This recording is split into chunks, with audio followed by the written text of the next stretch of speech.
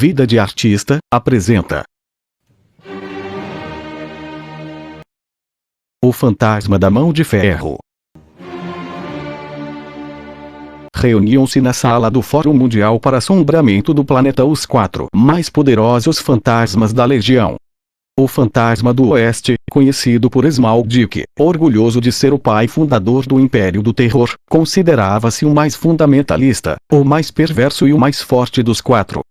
Defendia a fantasmagoria como política direita e assim exercia um terrível fascínio sobre seus parceiros que o temiam por sua sagacidade e o admiravam por sua riqueza. Era mestre na arte de enganar através de argumentos falsos. Sua débil moralidade era exemplo de virtude, e sua má-fé, sinônimo de esperteza. Para ele, o desperdício era símbolo de abundância e de poder econômico.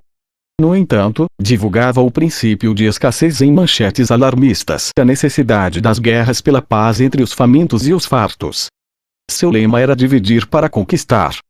Valia-se da noção maniqueísta do mundo dogmático para qualificar todas as coisas em boas e más. Também separava tudo em certo e errado, em cima e embaixo, direito e esquerdo. Ele mesmo estabeleceu que o que era certo ficava em cima e do lado direito. Pela lógica da oposição, tudo de baixo e do lado esquerdo era errado. Deu sinônimos para o bem como direito, certo, justo, correto, destro, honesto, irrepreensível. Para o mal, jogou o esquerdo, o desajeitado, desastrado, inábil, funesto, pernicioso e, por fim, o sinistro, que faz referência direta ao esquerdo, segundo a origem latina da palavra sinistrum. Smaug sempre tirava dos vivos o que eles tinham de melhor. Em qualquer tempo e em diversas línguas, direito queria dizer o que é bom, e sinistro, o que é o ruim. Na antiguidade, o lado direito era preferido ao esquerdo, considerado maldito. Os romanos faziam previsões observando a trajetória dos pássaros. Se voassem à esquerda, trariam dias de mau agouro. Segundo uma lenda do Império Otomano, sobre o ombro esquerdo dos mortais mora um anjo capaz de fazer qualquer coisa para levá-los ao infortúnio. O uso da mão esquerda na Pérsia era considerado uma atitude desonrosa. Desta tradição, Smaug fez surgir o costume do uso da mão direita no cumprimento entre os direitos do Oeste. Não foi ao acaso que o lado direito tornou-se preferência mundial. Com a profusão das religiões modernas, a má fama do lado esquerdo se consolidou no Oeste.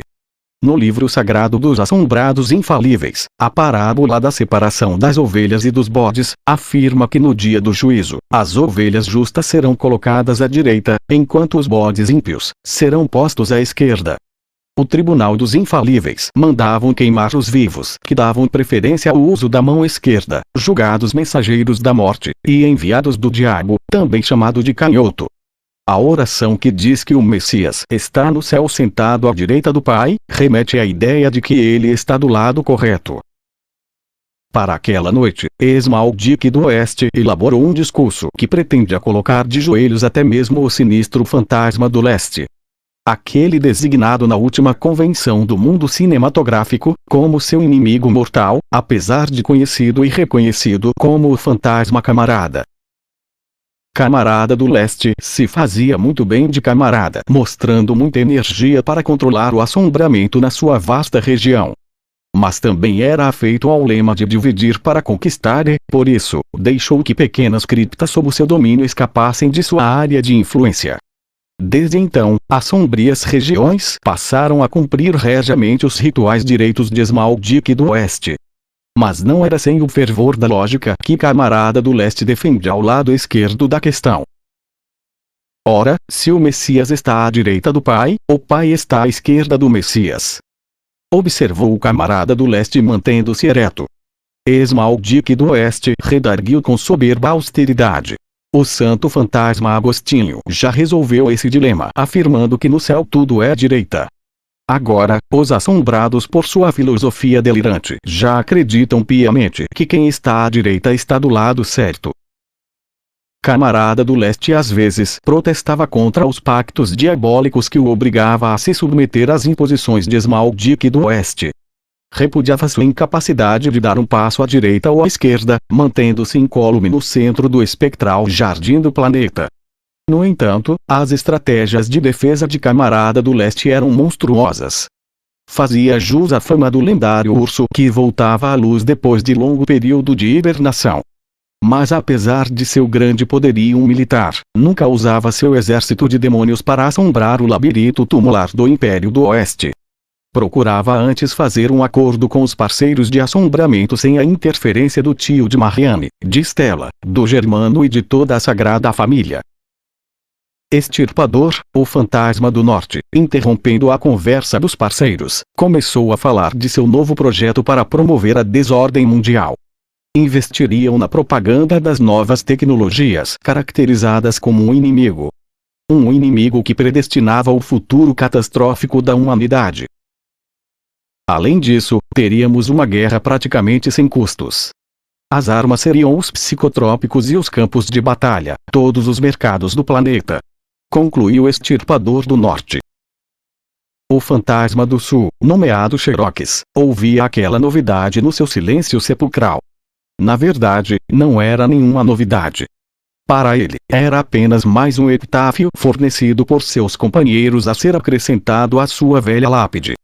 Ainda que participasse efetivamente daquela reunião, tinha plena consciência de que seus parceiros de assombramento eram muito superiores a ele. Até ali, sua função no grupo reduzia-se a comprar ideias de seus colegas, e vendê-las aos assombrados de sua região. O preço era alto, mas incluía um know-how de técnicas de assombramento baseadas na experiência prática dos fazedores de mortos-vivos.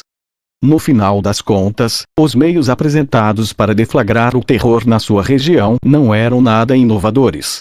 Apenas se tornavam mais caros com a ação inescrupulosa do fantasma dos juros altos. Mas isso também não era novidade. Pelo contrário, era a regra para a região sul desde que fora incluída no Fórum Mundial para Assombramento do Planeta. Xerox do Sul estremeceu com a abrupta chegada do chefe supremo, conhecido no mundo fantasmagórico das lideranças como o Fantasma da Mão de Ferro. Era o líder mais prodigiosamente maquiavélico que a história da fantasmagoria conhecera.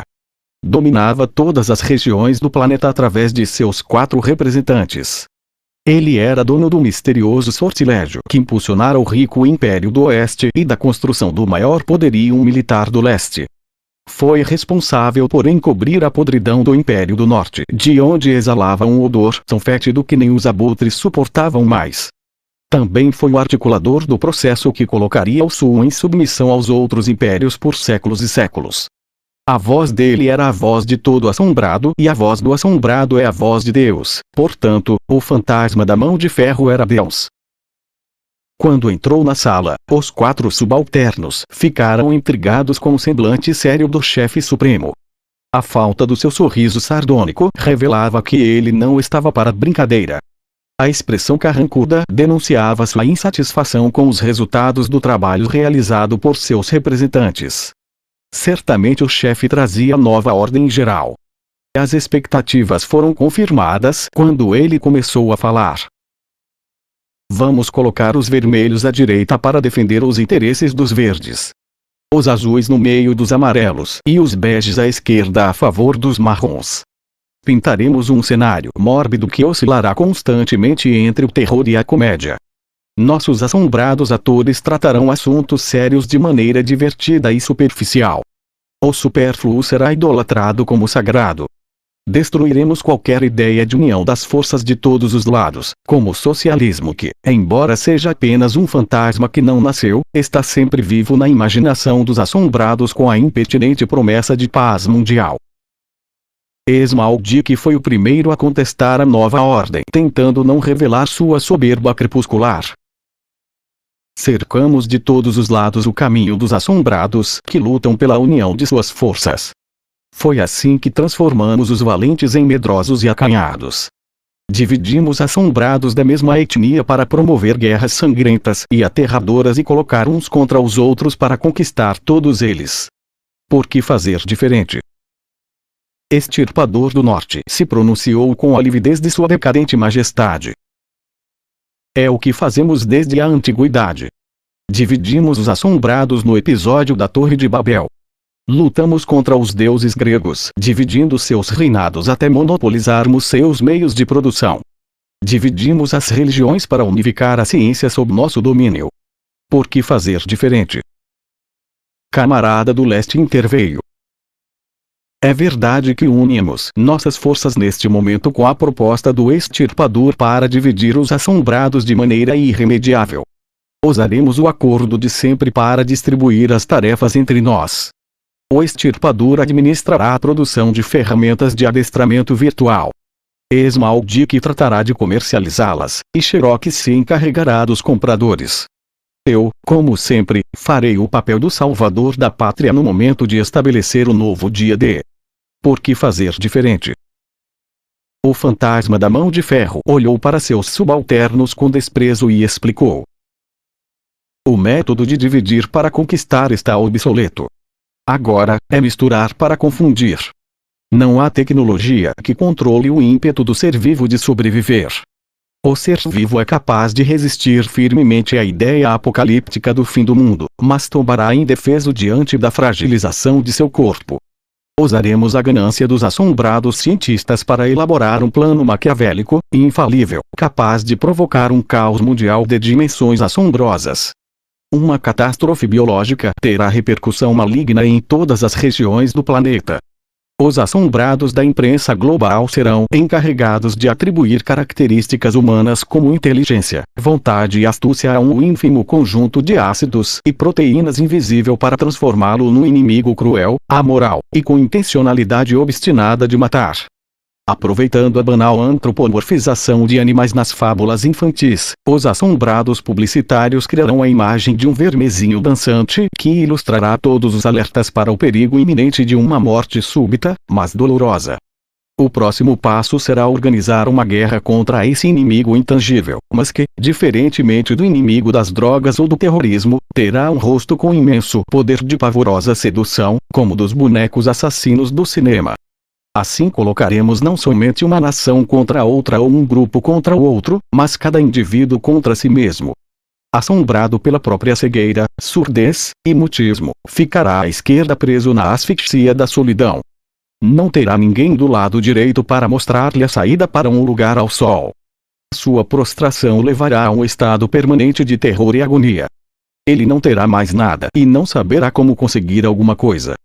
Assim ele permanecerá na escuridão do túmulo da ignorância e jamais voltará a iluminar-se com a chama revigorante da paixão. Então, ele estará definitivamente privado da melhor coisa da vida. Fim.